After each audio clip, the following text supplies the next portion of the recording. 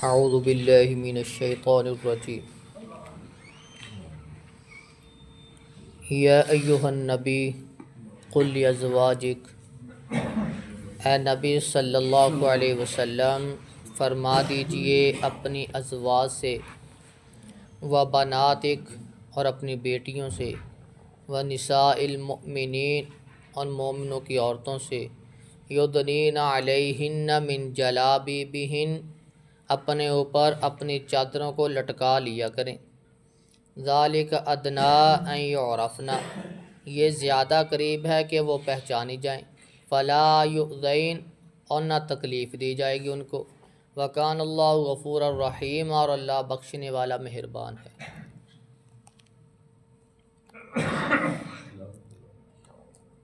अल्लाह रब्बुल इज़्ज़त ने अपने पैगंबर सल्लल्लाहु अलैहि वसल्लम को ये हुक्म दिया कि अपनी बीवियों को पाबंद करें। उमर फ़ारूक रज़ी अल्लाह ताला अन्हो वो ये चाहत रखते थे कि नबी की बीवियां वो आम औरतों से कुछ अलहदा होनी चाहिए। जब वो बाहर निकलें तो वो पर्दे की पाबंद हों, पता चले कि ये नबी की बीवियां हैं। उमर फ़ारूक रज़ी अल्लाह ताला अन्हो का ये मशवरा रसूलुल्लाह सल्लम को कि अल्लाह के रसूल, उमर को ये गवारा नहीं, पसंद नहीं करता कि आपकी बीवियां ये नंगे मुंह निकलें। इनको कहा करें कि ये पर्दा किया करें। ये मशवरा ही था। अल्लाह रब्बुल इज़्ज़त ने पर्दे के अहकामात नाज़िल कर दिए। कुल लिअज़वाजिक व बनातिक व निसाइल मुमिनीन, मोमिन औरतें क़यामत तक के लिए जितनी भी हैं, सारी की सारी इस हुक्म में शामिल हैं। युदनीना अलैहिन्ना मिन जलाबिबिहिन, जलाबिब कहते हैं बड़ी बड़ी चादरों को, जिस चादरों के साथ जिस्म का सारा हिस्सा ढांपा जाए वो जलाबीब होती है। जब हुक्म नाज़िल हुआ तो औरतों ने बड़ी बड़ी चादरें सिलाई कर ली। जब निकलती तो बड़ी चादरें लेके निकला करती। चादरें भी सादा, उस वक्त कपड़े भी सादा थे, कोई फैशन नहीं था, कोई बनाव संगार नहीं था, सादगी सादगी थी। अब ना वो सादगी है, ना वो चादरें हैं, ना उस तरह के पर्दे हैं।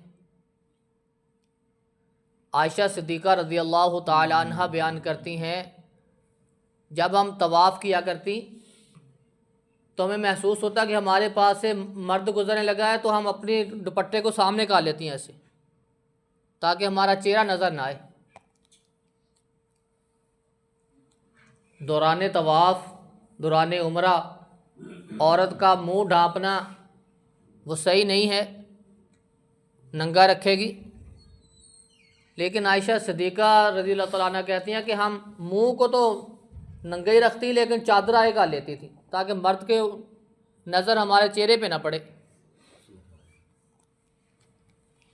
आम हुक्म कितना सख्त होगा, कितनी पाबंदी है कि कोई औरत बिना पर्दे के वो घर से निकले। हमारी औरतें ना वो सही पर्दा करती हैं, ना सही तरह दुपट्टे लेती हैं।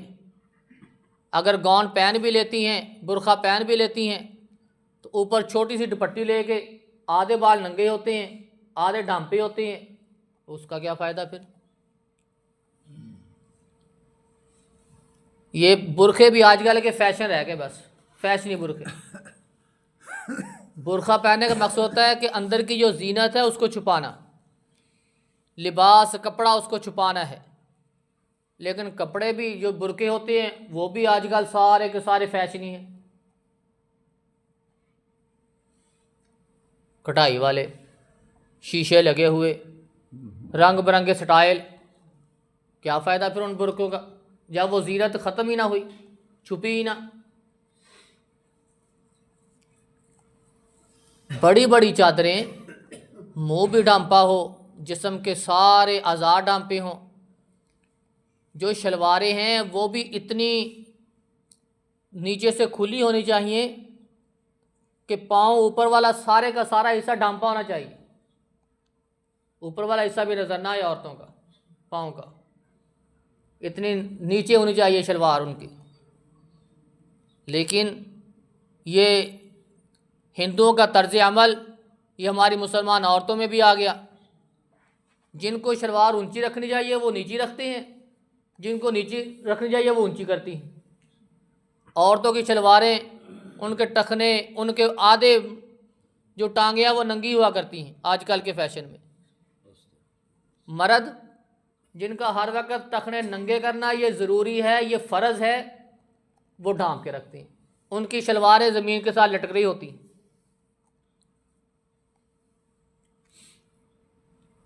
आप अलैहिस्सलातु वस्सलाम ने फरमाया, जो औरत मर्द की मुशाबत इख्तियार करे उस पर भी लानत, जो मर्द औरत की मुशाबत इख्तियार करे उस पर भी लानत। तो हम काम ही वो कर रहे हैं जिस पर लानत बरसे। जो मर्दों के काम है वो औरतें कर रही है, जो औरतों के काम है वो मर्द कर रहे हैं। हुलिया औरतों का मर्द अपना रहे हैं, मर्दों का औरतें अपना रही।